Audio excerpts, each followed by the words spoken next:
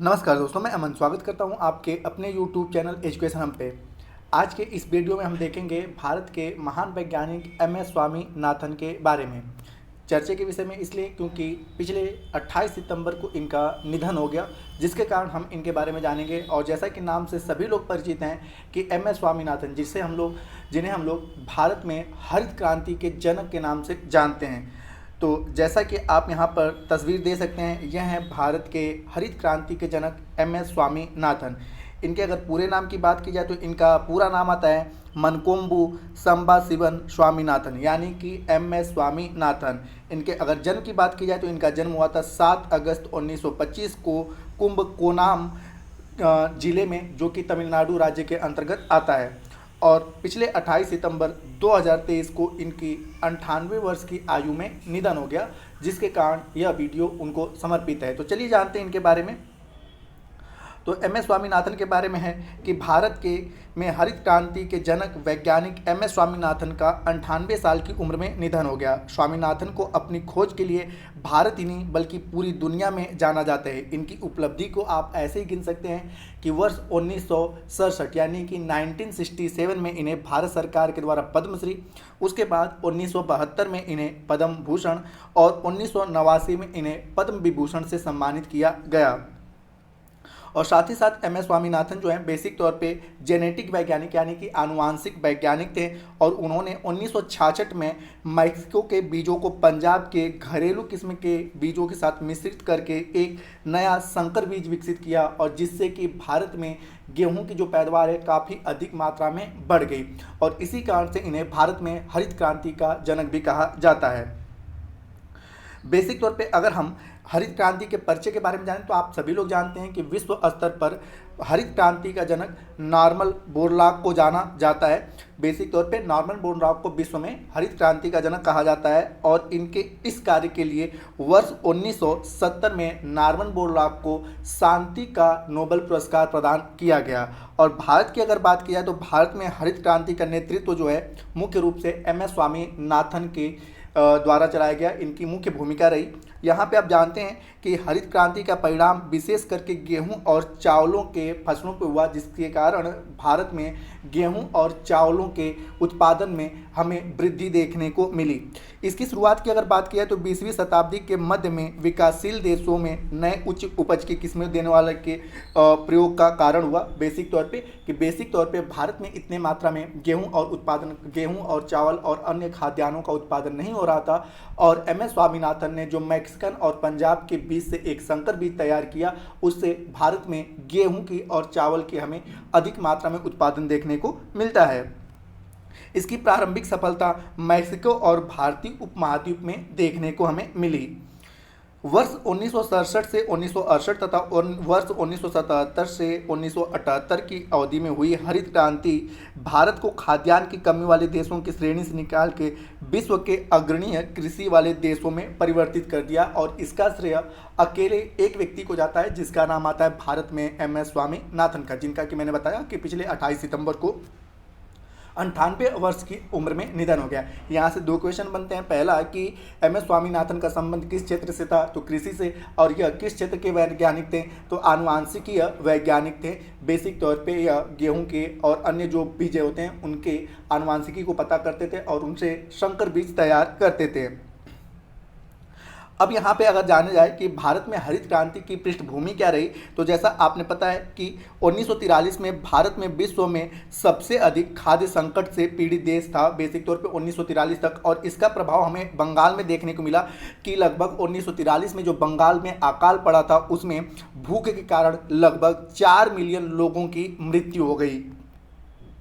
और हालांकि हमें पता है कि वर्ष 1947 में भारत आज़ाद हुआ और उसके बाद वर्ष 1967 तक सरकार द्वारा बड़े पैमाने पर कृषि के क्षेत्रों का विस्तार पर ध्यान केंद्रित किया गया। और आपने पता है कि जो पंचवर्षीय योजना चलाई जा रही थी, तो जो पहली पंचवर्षीय योजना थी वह बेसिक तौर पे किस पे आधारित थी, कृषि पे। क्योंकि यहाँ पर जो 4 मिलियन लोग मैं आपको बता रहा हूँ कि 1943 में बंगाल में मारे गए, उसका मुख्य कारण था कि वहाँ पर लोगों को खाद्यान्न उपलब्ध नहीं हो पाया था।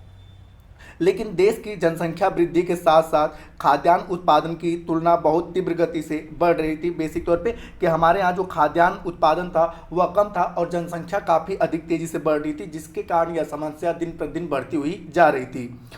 तीव्र गति से बढ़ती जनसंख्या ने खाद्यान्न उत्पादन बढ़ाने हेतु तत्काल और कठोर कार्रवाई करने की आवश्यकता पर बल दिया और जिसका परिणाम हरित क्रांति के रूप में उभर कर सामने हमें देखने को मिलता है।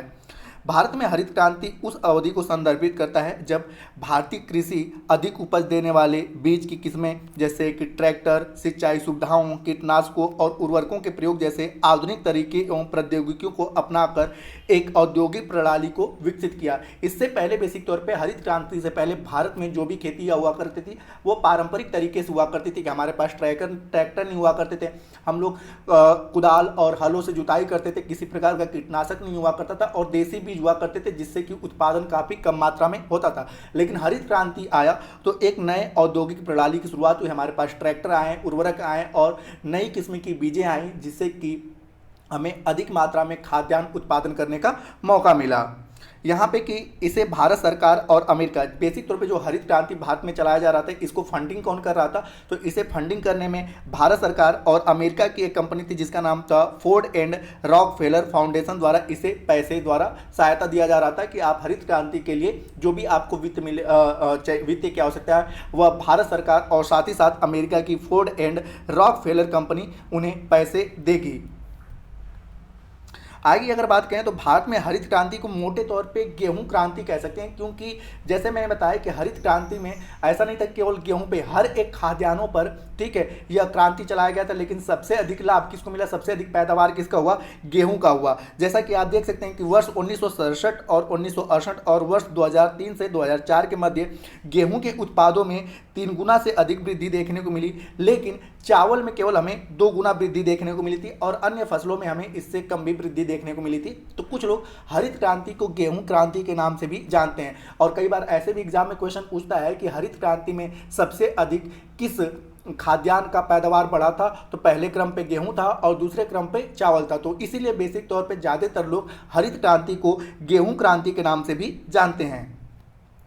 अब यहाँ पे हम बात करें अगर एम.एस. स्वामीनाथन जी की, तो यहाँ पे एम.एस. स्वामीनाथन को कई सारे पुरस्कार से सम्मानित किया है। जैसा कि आप एम.एस. स्वामीनाथन पर 2 भागों में लिखी एक पुस्तक का अनावरण करते हुए भारत के तत्कालीन प्रधानमंत्री नरेंद्र मोदी जी लंदन के रॉयल सोसाइटी सहित विश्व की 14 प्रमुख विज्ञान परिषदों ने एम.एस. स्वामीनाथन को अपना मानद सदस्य चुना और अनेक विश्वविद्यालय ने उन्हें डायरेक्टर की उपाधि से भी सम्मानित किया। स्वामीनाथन द्वारा प्राप्त किए गए पुरस्कार कुछ इस प्रकार हैं। जैसा कि सबसे पहले आता है कि वर्ष 1971 में इन्हें सामुदायिक नेतृत्व के लिए रैमन मैगसेसे पुरस्कार से सम्मानित किया गया। आपने पता है कि रैमन मैगसेसे को एशिया का नोबेल पुरस्कार भी कहा जाता है। तो वर्ष 1971 में इन्हें सामुदायिक नेतृत्व के लिए रैमन मैगसेसे पुरस्कार से सम्मानित किया गया। उसके बाद वर्ष 1986 में अल्बर्ट आइंस्टीन वर्ल्ड साइंस पुरस्कार से इन्हें सम्मानित किया जाता है और उसके बाद वर्ष 1987 में पहला विश्व खाद्य पुरस्कार, यहाँ पे पूछा जा सकता है कि विश्व खाद्य पुरस्कार जो दिया गया था, पहला विश्व खाद्य पुरस्कार किसे दिया गया था, तो वर्ष 1987 में एम.एस. स्वामीनाथन को दिया जाता है। उसके बाद वर्ष 1991 में अमेरिका के टाइलर पुरस्कार से भी इन्हें सम्मानित किया गया और वर्ष 1994 में पर्यावरण तकनीकी के लिए जापान का होंडा पुरस्कार से इन्हें सम्मानित किया जाता है। साथ ही साथ वर्ष 1997 में फ्रांस का आर्डर टू मेरिट एग्रीकोल यानी कि कृषि की योग्यता क्रम का यह सर्वश्रेष्ठ पुरस्कार है फ्रांस का, और इन्हें वर्ष 1994 में फ्रांस के इस सर्वश्रेष्ठ एग्रीकल्चर अवार्ड यानी कि आर्डर टू मेरिट एग्रीकोल से सम्मानित किया जाता है। वर्ष 1998 में मिसूरी बॉटेनिकल गार्डन जो कि अमेरिका का है का बेसिक तौर पे इन्हें हेनरी शाह पदक से सम्मानित किया जाता है और उसके बाद वर्ष 1999 में वाल्वो इंटरनेशनल एनवायरनमेंट पुरस्कार से इन्हें सम्मानित किया जाता है और साथ ही साथ वर्ष 1999 में ही यूनेस्को द्वारा इन्हें गांधी स्वर्ण पदक भी दिया गया। और साथ ही साथ जैसा कि मैं भारत के बारे में बता चुका हूं कि इनकी ख्याति को आप ऐसे ही पता कर सकते हैं कि वर्ष 1967 में इन्हें पद्मश्री, वर्ष 1972 में इन्हें पद्म भूषण और वर्ष 1989 में इन्हें पद्म विभूषण से सम्मानित किया गया। आगे की अगर बात करें शोध और केंद्र स्थापना की, तो इनमें भी इनका महत्वपूर्ण स्थान रहा कि विभिन्न पुरस्कारों और सम्मानों के साथ प्राप्त धनराशि से, इन्हें बेसिक तौर पे आपने पता है कि जो भी पुरस्कार और सम्मान मिलते हैं उनमें एक धनराशि दी जाती है, तो उनसे जो एम एस स्वामीनाथन को धनराशि प्राप्त होती थी, उन्हीं से उन्होंने वर्ष 1990 के दशक के आरंभिक वर्षों में अवलंबनीय कृषि तथा ग्रामीण विकास के लिए चेन्नई में एक शोध केंद्र की उन्होंने स्थापना किया। M S Swaminathan research foundation का यह मुख्य उद्देश्य था कि भारतीय गांवों में प्रकृति तथा महिलाओं के अनुकूल प्रौद्योगिकी के विकास और प्रसार पर आधारित रोजगार उपलब्ध कराने वाली आर्थिक विकास की रणनीति को बढ़ावा देना, कि जिससे बेसिक तौर पे एग्रीकल्चर में अच्छा खासा बढ़ावा मिले और महिलाओं की भी जो दबी कुचली भागीदारी थी, महिलाएं भी उनसे आगे निकलें और वह ठीक है सेल्फ डिपेंडेंट बने। आगे की अगर बात करें तो साथ ही बेसिक तौर पे इनके बारे में अगर बात की जाए तो स्वामीनाथन ने बेसिक तौर पे विभिन्न जो पदों पे हैं इन्हें भारत सरकार द्वारा सम्मानित किया गया था। विभिन्न पदों का इन्हें प्रमुख भी बनाया गया था। जैसे कि आपको पता है कि भारतीय कृषि अनुसंधान संस्थान वर्ष 1961 से 1972 तक इन्हें भारतीय कृषि अनुसंधान संस्थान का निदेशक बनाया गया और ICAR का महानिदेशक और भारत सरकार का कृषि अनुसंधान एवं शिक्षा विभाग का इन्हें सचिव भी बनाया गया। और जब यह बेसिक तौर पे इसके सचिव बने और वह समय था वर्ष 1972 से वर्ष 1979 का। साथ ही वह प्रमुख सचिव जो बने थे कृषि मंत्रालय के, इन्हें प्रमुख सचिव बनाया गया और उनका कार्यकाल था वर्ष 1979 से वर्ष 1980 का।